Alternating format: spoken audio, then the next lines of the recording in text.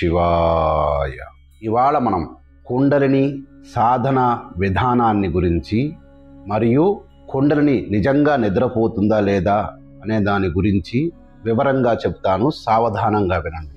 కుండలిని సదా జాగృత అని చెప్తారు. నీవు ఇప్పుడు శ్వాస తీసుకుంటున్నావు, ఆ శ్వాస ఎవరు నడిపిస్తున్నారు?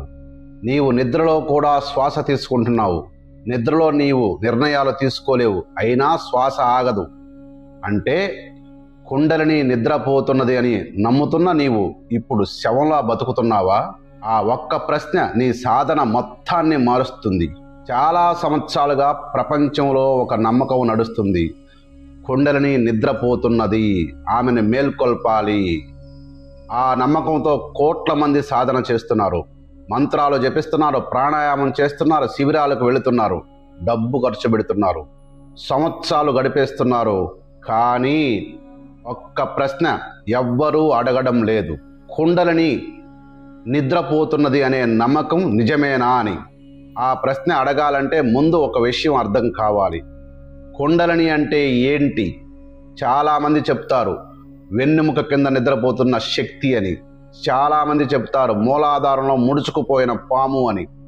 కానీ శాస్త్రం చెబుతున్నదంటే ఏం చెబుతుంది శాస్త్రం?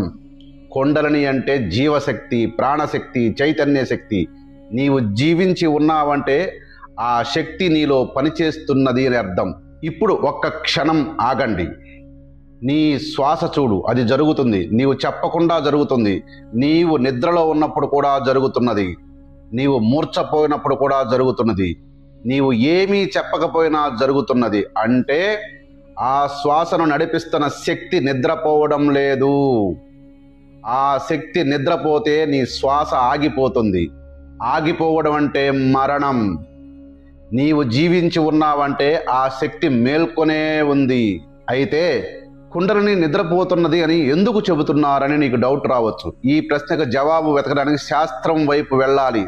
సుప్త కుండలిని అనే పదం షట్చక్ర నిరూపణంలో వస్తుంది, హఠయోగ ప్రదీపికలో వస్తుంది, కులార్ణవ తంత్రంలో వస్తుంది. ఇవి నిజమే, కానీ సుప్త అంటే నిద్ర కాదు. సంస్కృతంలో సుప్త అనే పదానికి చాలా అర్థాలున్నాయి. నిద్ర అనేది ఒక అర్థం మాత్రమే. సంకోచించిన స్థితి అని అర్థం ఉంది, వ్యక్తం కాని స్థితి అనే అర్థం కూడా ఉంది, ముడుచుకుపోయిన స్థితి అనే అర్థం కూడా ఉంది, పూర్తిగా విచ్చుకోని స్థితి అనే అర్థం కూడా ఉంది. ఒక దృశ్యం చూడు, విత్తనం మట్టిలో పడి ఉంది, బయటకు కనపడడం లేదు, మొలకెత్తలేదు. ఆ విత్తనం నిద్రపోతున్నదా? లేదు. లోపల జీవం ఉంది, లోపల శక్తి ఉంది, లోపల సంపూర్ణ వృక్షం దాగి ఉంది. కానీ వ్యక్తమవడానికి సరైన స్థితి ఇంకా రాలేదు. అది సుప్తాస్థితి, నిద్ర కాదు. వ్యక్తం కావడానికి వేచి ఉన్న స్థితి. కుండలిని కూడా అంతే. ఆమె నీలో ఉంది, ఆమె పనిచేస్తుంది, కానీ ఆమె పూర్ణ శక్తి ఇంకా వ్యక్తమవ్వడం లేదు. ఆ పూర్ణ శక్తి వ్యక్తమవ్వకుండా అడ్డుపడుతున్న 3 అవరోధాలు: అహంకారం, వాసనలు, అజ్ఞానం. ఈ 3 అడ్డుపడుతున్నాయి. ఇప్పుడు ఒక ప్రశ్న అడుగు, ఈ 3 తొలగించడం ఎలా? ఆ ప్రశ్నే నిజమైన సాధనకు మొదలు పెడుతుంది. సూర్యుడు ఎప్పుడూ ప్రకాశిస్తూనే ఉంటాడు. మేఘాలు కప్పినప్పుడు సూర్యుడు నిద్రపోలేదు, మన దృష్టి మూసుకుపోయింది. మేఘాలు తొలగినప్పుడు సూర్యుడు కనిపిస్తాడు. సూర్యుడు మళ్ళీ పుట్టక్కర్లేదు.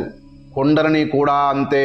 సాధకుడా అర్థం చేసుకో, సాధన ఆమె సృష్టించడం కాదు. సాధన ఆమెను కప్పిన మేఘాలను తొలగించడం, ఆమె ఉనికి అనుభవించే స్థితిలోకి మేల్కొనడం. ఆ స్థితి ఒక్కరోజు శిబిరంలో పూర్తి కాదు. శిబిరం ఒక తొలి స్పర్శ మాత్రమే. కానీ ఆ తొలి స్పర్శ కావాలి. ఎందుకంటే ఒంటరిగా నడిచేటప్పుడు దారి తప్పే అవకాశం ఉంటుంది, కలిసి నడిచేటప్పుడు దారి స్పష్టంగా కనిపిస్తుంది. నవకాళిక తాంత్రిక సంస్థానం నిర్వహించే కుండలిని చైతన్య శిబిరం ఈ ఒక్క సత్యాన్ని కేంద్రంగా పెట్టుకుని రూపొందించబడింది. ఆమెను పిలవడం కాదు, ఆమె ఉనికి నీవు అనుభవించే స్థితిలోకి రావడం.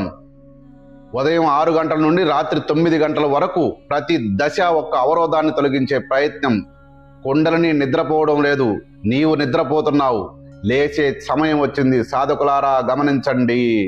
ఎందుకంటే చాలామంది ఇప్పుడు కుండలిని నిద్రపోతుంది అని చెబుతారు. నిద్రపోయేది కుండలిని కాదు. ఎప్పుడైతే కుండలిని నిద్రపోతుందో నీవు శరీరం పతనమైపోతుంది. అలా పతనం కాలేదు అంటే కుండలిని ఇంకా నీ శరీరంలో నీ అనుభవం లేక రాకుండా జీవించి వెలుతురై తేజోమయమై వెలుగుతుంది. కాబట్టే ఇంకా నువ్వు బ్రతికి ఉన్నావు సాధకుడా. ఎవరైనా కుండలిని నిద్రపోతుంది, దాన్ని లేపాలి అని అనుకుంటే అది శాస్త్ర విరుద్ధం. ఆమె సుప్తావస్థలో ఉంది, ఇంకా వ్యక్తం కాని స్థితిలో ఉంది. గుర్తుంచుకోండి సాధకులారా. ఎందుకంటే ఆమె ఎప్పుడూ నిద్రపోదు, చైతన్యం నిద్రపోదు. చైతన్యాన్ని గ్రహించాలి తప్ప చైతన్యం ఎప్పటికీ నిద్రపోదనే విషయాన్ని గ్రహించు. ఈ విషయాన్ని గ్రహించి ముందుగా సాధన చేసుకో. చాలామంది కుండలిని శిబిరాలకు వెళ్ళి మా కుండలిని యాక్టివేట్ అయ్యింది అంటుంటారు. అది నిజంగా యాక్టివేషనా కాదా? నిజంగా ఆమె నిద్రలేచిందా లేదా? ఎందుకంటే ఆమె ఎప్పుడూ నిద్రపానామిని అక్కడ నిద్రలేచిందనడానికి ప్రతీక ఏంటి? శరీరం వేడెక్కడమా? మూలాధారంలో జలధరింపు రావడమా? శరీరంలో విద్యుత్ శక్తి ప్రవహించడమా?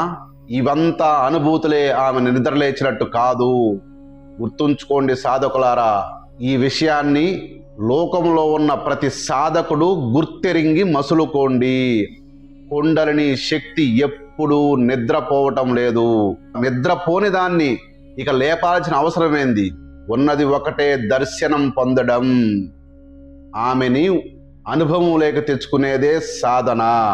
ఇక దీని గురించి ఇంకొక 2-3 వీడియోలు వస్తాయి, చూసి మీ దిశానిర్దేశాన్ని తెలుసుకోండి సాధకులారా. సర్వే జనా సుఖినో భవంతు.